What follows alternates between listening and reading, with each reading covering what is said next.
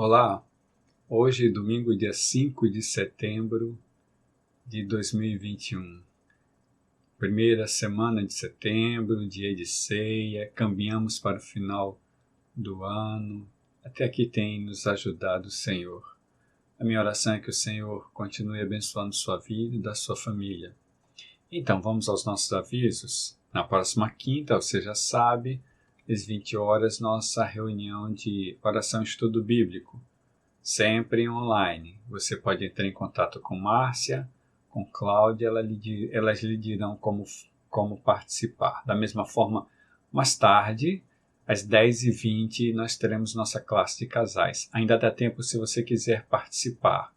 Basta entrar em contato comigo no WhatsApp e aí eu colocarei você e mandarei link para você participar conosco. Você será bem-vindo. Hoje nós temos ceia, como eu já falei, e no próximo sábado nós estamos retornando com o brechó. Na realidade, Cláudia e Heloísa estarão organizando já algumas coisas dentro da lojinha para que possamos retornar definitivamente. Mas se você quiser já pode ir lá e ver com elas como fazer para adquirir alguma peça no nosso brechó. Aniversariante da nossa semana, ou desta semana, no dia 7, minha mãe, irmã Ivonete Porto, estará aniversariando. No dia 9, Clara Fabiola. Clara sempre está conosco, a irmã de Cláudia. No dia 10, a irmã Dalgisa estará aniversariando também. E no dia 12, Levi. Então, Ivonete, Clara, Adalgisa, Levi. A minha oração é que o Senhor esteja abençoando cada vida, esteja colocando no coração de vocês o seu amor, ou seja, o amor de Deus, e que as suas palavras sejam sempre as palavras do Senhor. Deus abençoe irmã Ivonete, irmã Clara, irmã Adalgisa e Levizinho, para a honra e glória do Senhor. Quero dar continuidade ao que venho falando. Nós estamos sempre dentro de Romanos capítulo 5. Eu quero fugir hoje um pouco, né, já que nós temos ceia, mas nós continuaremos no mesmo pensamento. Nesse sentido, eu tenho falado sobre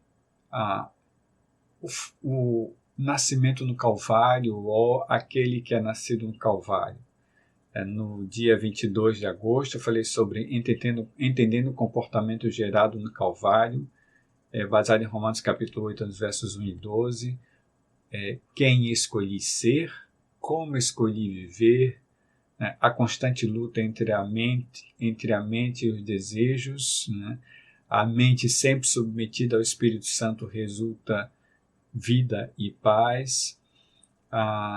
Na semana passada eu falei sobre filiação, liberdade e poder.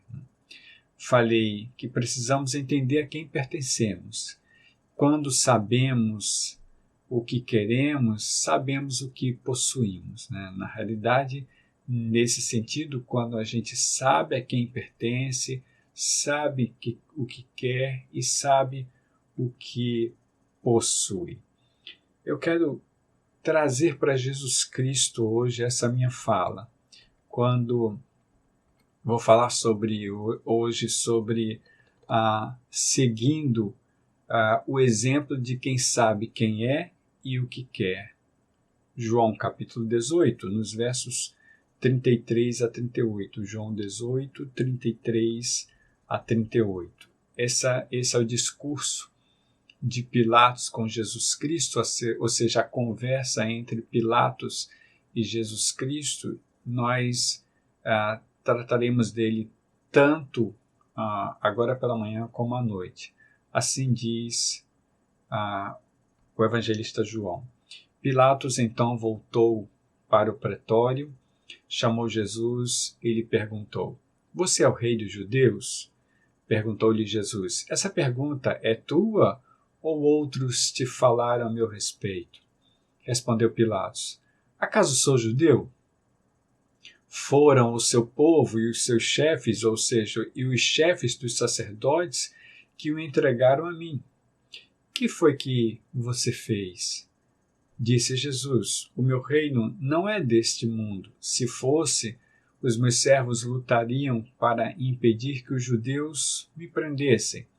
Mas agora o meu reino não é daqui. Então você é rei? Então você é rei? Disse Pilatos. Jesus respondeu: tu dizes que sou rei. De fato, por esta razão nasci. E para isto vim ao mundo, para testemunhar da verdade. Todos os que são da verdade me ouvem. Que é verdade? Perguntou Pilatos. Ele disse isso e saiu novamente para onde estavam os judeus e disse: não acho nele motivo algum de acusação. O diálogo continua, na realidade dessa feita entre Pilatos e os chefes religiosos do povo de Israel, e aí a gente já sabe no que vai dar isso. Mas nesse sentido, eu quero trazer quero pensar sobre a pessoa de Jesus Cristo. Por isso, a gente está falando de quem sabe quem é e sabe o que quer. Quando eu olho para Jesus, e aí eu quero deixar claro que eu estou falando sobre o homem Jesus Cristo, né? Porque quando eu falo sobre essas coisas, geralmente as pessoas me dizem, mas era Jesus Cristo. Mas eu estou falando de alguém que veio, viveu entre nós, entre a humanidade, viveu como humano, passando por todos os momentos nesses cerca de 3 anos como humano, sentindo como humano, vivendo como humano. E aí eu olho para a pessoa de Jesus Cristo e vejo assertividade. Quando eu falo de sentimento de pertencimento, né? Entendo a quem pertenço. Jesus Cristo vivia uma vida assertiva exatamente por causa disso. Veja a fala dele a Pilatos, bem direto. Meu reino não é desse mundo. Se fosse, os meus servos lutariam para impedir que os judeus me prendessem. Mas o meu reino não é daqui. Bem direto. Jesus Cristo é bem direto. Ele não tem medo de falar o que pensa. Bem assertivo. O que é assertividade, Emilson? O ser assertivo é firme, é direto, sem sentir ou causar constrangimento.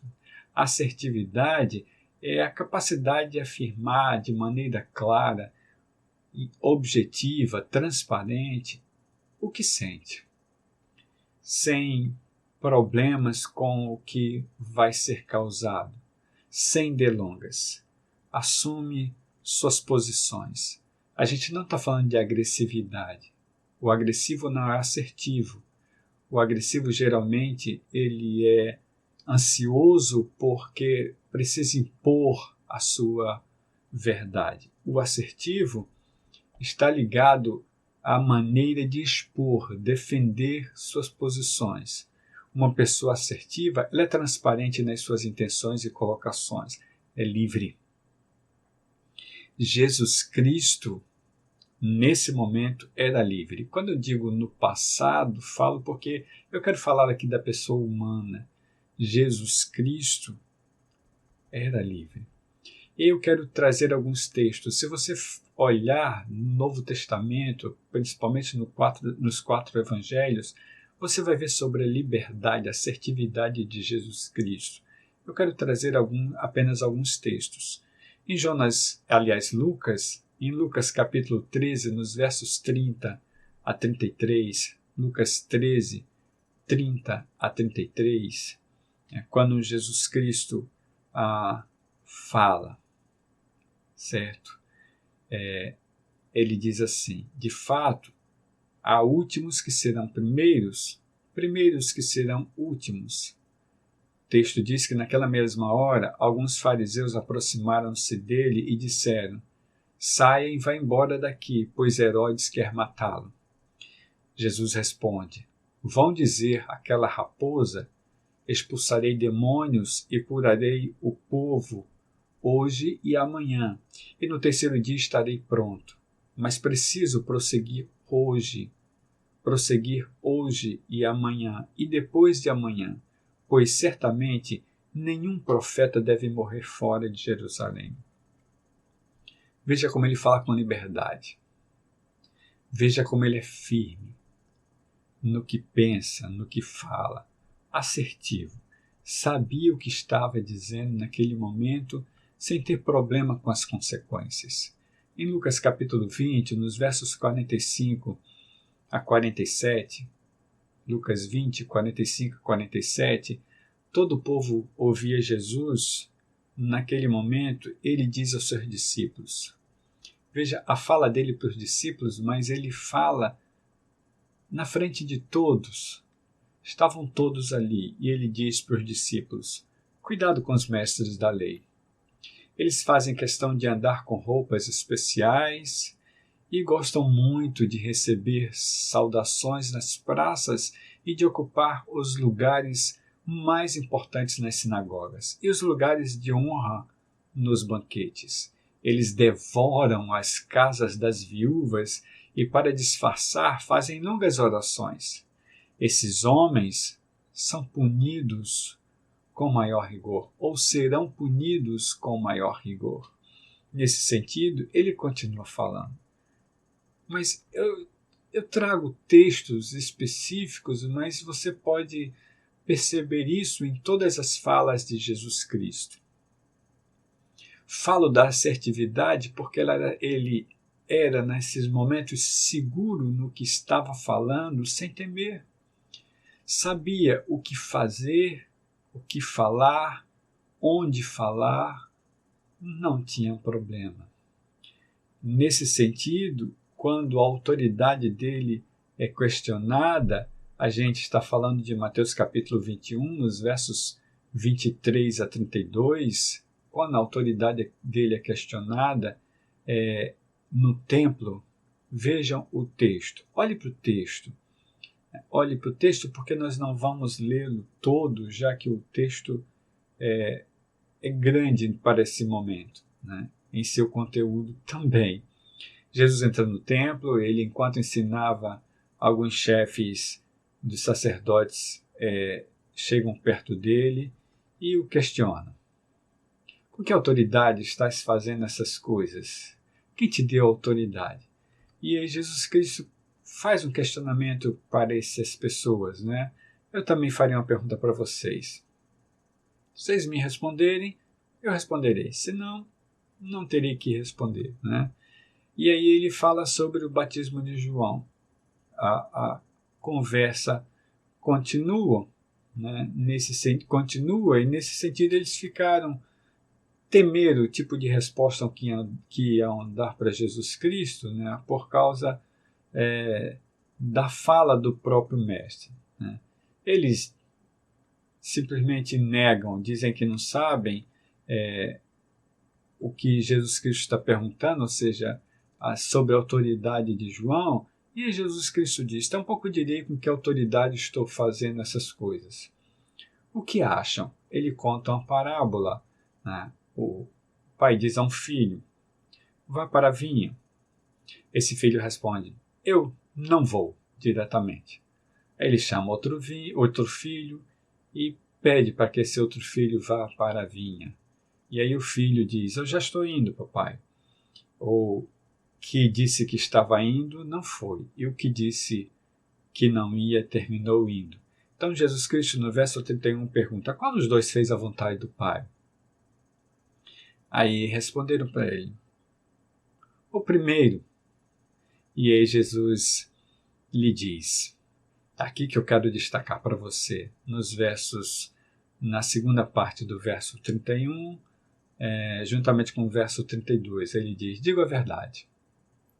Os publicanos e as prostitutas estão entrando antes de vocês no reino de Deus. Porque João veio para mostrar o caminho da justiça e vocês não creram nele. Mas os publicanos e as prostitutas creram. E mesmo depois de verem isso, vocês não se arrependeram, nem creram nele. Essa fala aqui é muito forte, porque simplesmente Jesus está dizendo que os judeus ficarão enquanto prostitutas e publicanos estariam nas bodas do Cordeiro. Aqui não está falando quem chega primeiro, quem chega por último. Aqui está falando vocês perderam porque vocês não creram. E estarão lá publicanos e pecadoras e prostitutas, quero dizer. Essa é a fala do mestre, e isso aqui é muito forte para o judeu ouvir. Mas Jesus é bem assertivo, ele não se preocupa muito com isso. Ele pensa em falar simplesmente. Ele é rápido, direto e não tem medo. Ele não pesa as consequências, não fica filtrando falas nem palavras. Em Mateus capítulo 26, nos versos 62 a 68, quando Jesus Cristo é questionado, e aí aqui ele já está preso, né? O sumo sacerdote questiona, se levanta e diz a Jesus: você não vai responder às acusações que estes fazem? Jesus permaneceu em silêncio diante do sacerdote, diante do sumo sacerdote. O sumo sacerdote disse para ele: exijo que você jure pelo Deus vivo, se você é o Cristo, Filho de Deus, diga-nos. E aí, a gente está em Mateus 26, verso 64 agora. É que eu trago destaque para você. Veja a fala de Jesus, acompanhe o texto na fala de Jesus. Ele está falando para a maior autoridade religiosa do povo de Israel, o sumo sacerdote.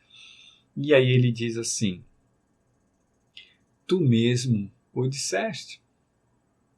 Mas eu digo a todos vocês, chegará o dia em que vocês verão o Filho do Homem assentado à direita do Poderoso e vindo sobre as nuvens dos céus.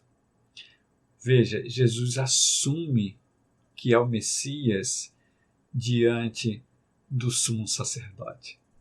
Ele não se preocupa com seus resultados.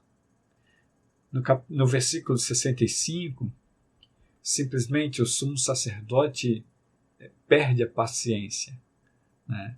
Ele rasga as próprias vestes, chama Jesus Cristo de blasfemas, blasfemou. Por que precisamos de mais testemunhas, diz ele? Vocês acabaram de ouvir blasfêmia. O que acham? É réu de morte. Os que estavam ali responderam. Então alguns cuspiram no rosto e lhe deram murros. Outros lhe davam tapas e diziam: profetiza-nos, Cristo. Quem foi que bateu em você? Perceba aqui que Jesus fala o que sente. Ele é assertivo, independente das consequências. Porque quem é assertivo, literalmente é direto e não pensa nas consequências. É tão livre que assume a sua responsabilidade. Atitudes assim acontecem a partir de pessoas que sabem de sua missão. E era exatamente o que estava acontecendo com Jesus Cristo. Ele sabia de sua missão. Essa assertividade que Jesus Cristo testemunha para nós, eu estou falando do homem Jesus, né, daquele que simplesmente viveu a vontade do Pai, e ele fala isso abertamente nos 4 evangelhos. Ele sabia claramente qual era a sua missão. Quem sabe o que quer, sabe o que possui.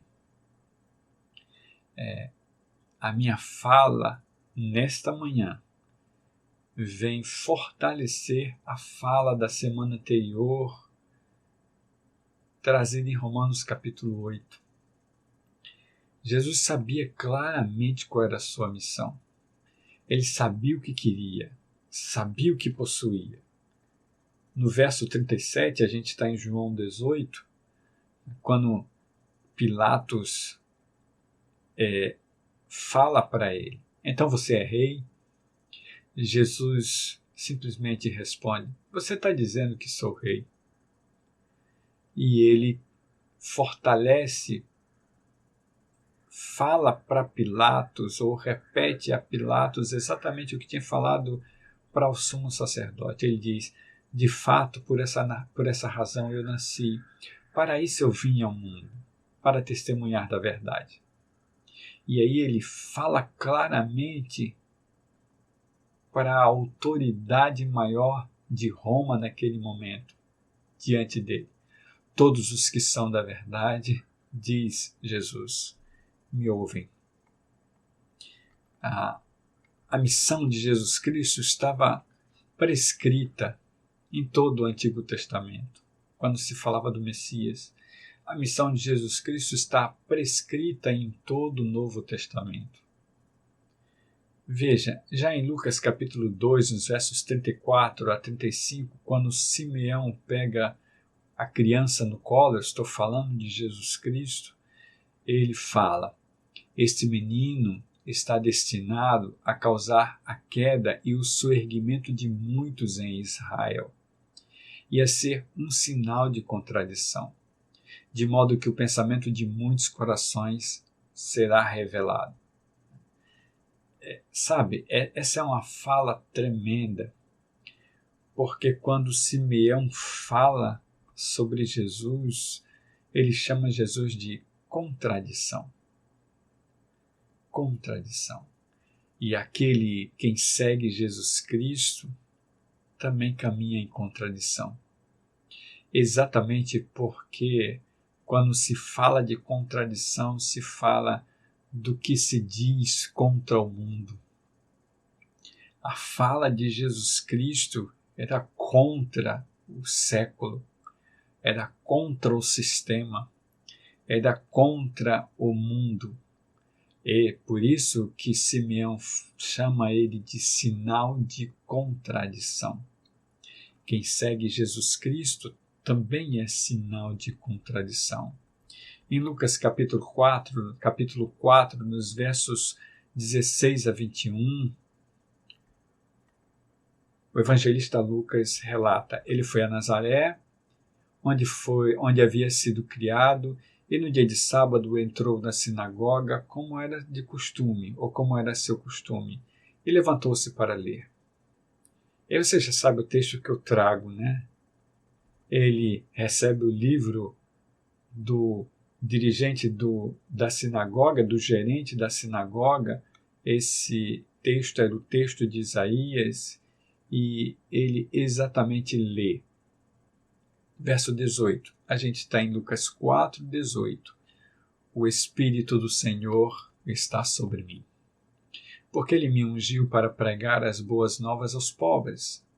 Ele me enviou para proclamar liberdade aos presos e recuperação da vista aos cegos, para libertar os oprimidos e proclamar o ano da graça do Senhor. Ele lê o texto, fecha o livro, devolve ao gerente, o assistente da sinagoga, se senta.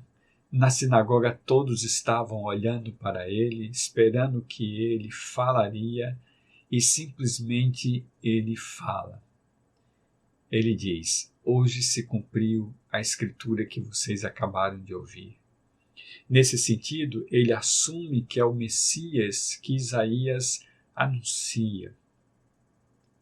Essa é a fala dele, porque ele sabia claramente a missão dele.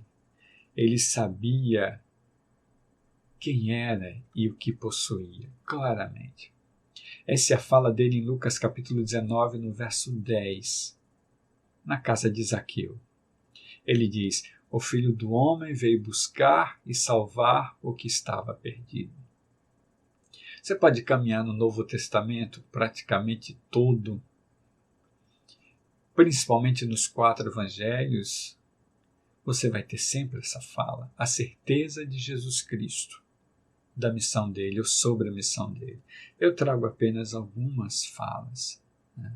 Nesse sentido, em João capítulo 12, nos versos 23 a 33, também um texto demasiado, né, ou um texto grande para lermos todo, né, mas eu vou tentar resumir Lucas 12, 23 a 33, quando Jesus simplesmente fala para o povo: chegou a hora de ser glorificado o Filho do Homem. Digo a verdade, se o grão de trigo não cair na terra, não morrer, continuará ele só. Mas se morrer, dará muito fruto. Aquele que ama a sua vida, a perderá. Ao passo que aquele que odeia a sua vida neste mundo, conservará para a vida eterna, ou a conservará para a vida eterna. Agora perceba que a fala de Jesus Cristo é a fala para o seu discípulo, né? Ele faz uma ligação direta conosco. Ele traz a missão dele para nós, porque essa é a missão. Essa é a missão, né? Aqueles que chamaram para segui-lo foram também chamados para serem sinal de contradição.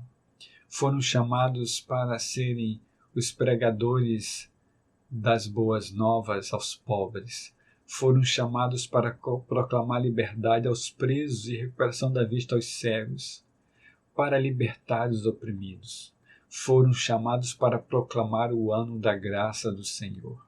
Nesse sentido, são chamados para que, como grão de trigo que precisa cair na terra e morrer para ser frutificado, ou para ser germinado e não continuar só. São os chamados a amar. Amar. Amar a sua vida eterna. Amar ao seu Senhor. E aí Jesus Cristo continua dizendo que quem o serve precisa segui-lo. Onde ele estiver, estará aquele que o servir também. Aí no verso 27, ele expõe-se, ele se coloca claramente. Ele diz: agora meu coração está perturbado. E o que direi?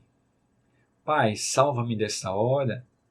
A resposta vem dos próprios lábios dele: não, eu vim exatamente para isto, para esta hora. Pai, glorifica o teu nome. O Senhor fala do céu dizendo: eu já glorifiquei e o glorificarei novamente. A multidão que está naquele lugar não entende o que está acontecendo, percebe mais ou menos como se fossem trovões. E aí Jesus diz, eu estou no verso 30 de João capítulo 12, ele diz: essa voz veio por causa de vocês, não por minha causa. Chegou a hora de ser julgado este mundo, diz Jesus. Agora será expulso o príncipe deste mundo. Mas eu, quando for levantado, olha a fala de Jesus Cristo, clara, direta, assertiva, de quem sabe o que quer, de quem sabe para que veio. Ele disse: quando eu for levantado da terra, atrairei todos a mim. E claramente o texto diz que ele diz isso para indicar o tipo de morte que haveria de sofrer. Aliás, em Lucas capítulo 18, nos versos 31 a 34, ele fala isso para os 12 discípulos, né? Veja, os 12. Ele chama os 12 e fala. Ele declara inclusive aquele que haveria de traí-lo. Inclusive aquele que havia de trair. Nesse sentido, Jesus Cristo fala. Estamos subindo para Jerusalém, e tudo o que está escrito pelos profetas acerca do Filho do Homem se cumprirá. Ou seja, aquilo que os profetas escreveram sobre o Messias será cumprido. Veja no verso 32. Ele será entregue aos gentios que zombarão dele. O insultarão, cuspirão nele e o açoitarão, o matarão. No terceiro dia, ele ressuscitará. Agora, veja como Jesus Cristo traz os detalhes para que os seus discípulos, né, fiquem sabendo exatamente o que está acontecendo, o que acontecerá, Mas no verso 34 o texto relata que eles não entenderam nada dessas coisas. Lógico, não conseguiam acreditar, não estava na hora ainda, mas Jesus Cristo fala exatamente para que depois eles lembrassem. Isso acontece. Os textos relatam que eles lembraram depois o que Jesus havia falado. E aí Jesus Cristo fala no verso 34, o significado, aliás, o texto bíblico relata no verso 34, o significado dessas palavras lhes estava oculto e eles não sabiam do que ele estava falando. É claro, eu quero terminar, mas a fala de Jesus Cristo na cruz deixa claro que ele sabia da sua missão. Muito claro, muito claro. Nem a fala no Getsemane dizendo, se possível, afasta de mim esse cálice, deixa dúvidas sobre isso, já que ele tinha dito no texto lido, eu vim para isso. Veja a fala de Jesus em João capítulo 19, no verso 30, quando ele diz, está consumado. Ah, irmãos, é claro que Jesus, muito claro que Jesus sabia de sua missão e optou por isso. A assertividade de Jesus deixa claro isso, a segurança, a liberdade a fazer o que quer nesse sentido, assumindo suas consequências, falando o que precisa ser falado sem filtros, assumindo suas consequências exatamente porque sabia de sua missão. Esse é o questionamento para nós nesta manhã, já que nós caminhamos para a ceia mais tarde. Estaremos juntos, presencialmente às 17 horas na nossa sede, transmitindo via Facebook, via Instagram. Nesse sentido, se você não puder estar conosco, você pode participar nesses canais. 17 horas mais tarde, estaremos lá. Eu quero concluir, porque a minha reflexão vai nesse sentido e eu quero dar continuidade mais tarde no mesmo texto. Veja, Jesus, bem assertivo, livre no que falava, sem problemas dos filtros e das consequências, entendendo claramente sua responsabilidade e consciente de sua missão. A gente volta para Romanos capítulo 8, no verso 29, quando o apóstolo Paulo fala, e aqui eu estou terminando, Romanos 8, 29, pois aqueles que de antemão conheceu, também os predestinou para serem conformes à imagem de seu Filho, a fim de que ele seja o primogênito entre muitos irmãos. Essa é a fala do apóstolo Paulo em Romanos capítulo 8, no verso 29. A minha pergunta para você é, qual é a sua missão? E eu vou dar uma dica. Já que o apóstolo Paulo em Romanos capítulo 8 diz, se é que você tem o Espírito de Cristo, você é dele. A dica está em Colossenses capítulo 1, nos versos 25 a 27. Colossenses 1, 25 a 27. Você pode ir e pesquisar. Mas eu quero destacar o verso 27. Quem é você? Qual é a sua missão? Vamos orar? Deus, eu quero ser rápido nesse momento. A minha oração vai ser clara, simples, direta. Que o Senhor nos mostre quem somos. Que o Senhor fale claramente ao nosso espírito, porque temos acompanhado exatamente textos que nos indicam assim. Que nós entendamos para que estamos aqui, que nós entendamos quem somos, que nós descobramos nossa missão. E quando eu falo de missão, não falo de algo longe de nós.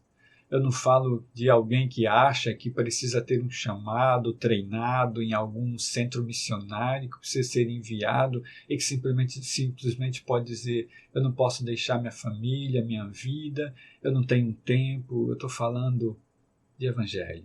Simples. Simples. Para que vim? Qual é a minha missão?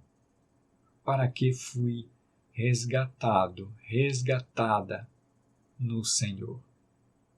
Para que Jesus Cristo me resgatou? Para que a morte dele na cruz? Para que o derramamento de sangue e purificação dos meus pecados nesse sentido em relação a mim? Para que o Senhor me salvou? Qual é a minha missão? Que o Senhor revele a cada um de nós. É assim que eu oro, no nome de Jesus. Amém. Então, a minha oração para você é que o Senhor te abençoe, te guarde e faça resplandecer o rosto dele sobre ti, sobre tua família. E o questionamento é o mesmo. Para que você foi resgatado? Você foi resgatada. Qual é a sua missão? Deus te abençoe.